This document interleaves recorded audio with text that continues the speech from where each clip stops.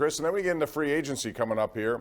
And you're going to see some things happen that may mean teams will rethink other positions or get somebody they didn't anticipate getting and then change at the last minute, their need in the draft. So it's always interesting all the way up until that day.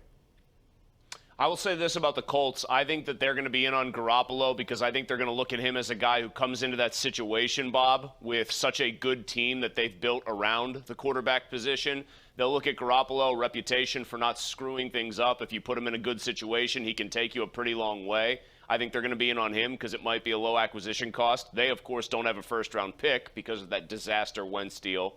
I think Mitch Trubisky, by the way, ends up in New York with the Giants. Why wouldn't he want to follow Brian Daboll there? I mean, that's the guy that apparently rehabilitated him in all of the 8 attempts that he made this year passing the football. So you know what that starts to carve towards too, Bob, if we're looking at a free agent pickup for the Steelers at quarterback, if they're not going to address this position in the draft. You ready?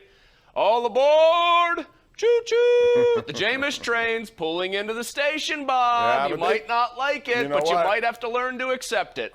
Whether or not I like it or not, to me, is irrelevant. They're going to make a decision which they think, but I think there's a medical thing they need to be concerned with. They are concerned with that sort of stuff as they go through it. It also leads to the question of what happens if they decide that they take something in the first round, let's say Pickett and Willis are gone, and they decide to take a center, which it wouldn't be a shock, and it certainly is a need. But then in the second round, all of a sudden you see somebody there who they think could be somebody who turns into a franchise quarterback. Maybe not elite, but certainly somebody you can build around. I mean, that possibility also exists.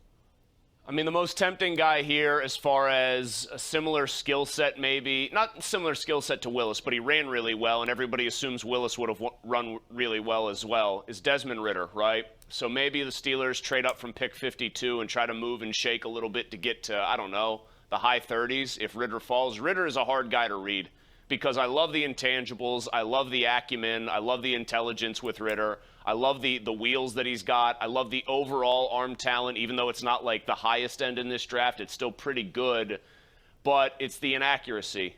People still wonder, he can make every NFL throw, it's making them consistently, but I would be real tempted if the Steelers picked an offensive lineman at 20, Bob, and started to get through to the first round, into the second round, and Desmond Ridder's still on that board, I would be very tempted to move up and snatch him. Well, they very well could do that. There are a lot of scenarios in play. We have a lot going on tonight. The Capitals are in action, trying to move closer to the Penguins. Ovechkin's knocking on, moving past Yager. We also have a lot of basketball and some interesting developments over the last couple of days. We'll talk about that and get your calls coming up. 412-575-2600. This is the place to be. It's the Ireland Contracting Nightly Sports Call, CW, right here on TV and on your radio. It's 93.7 The Fan.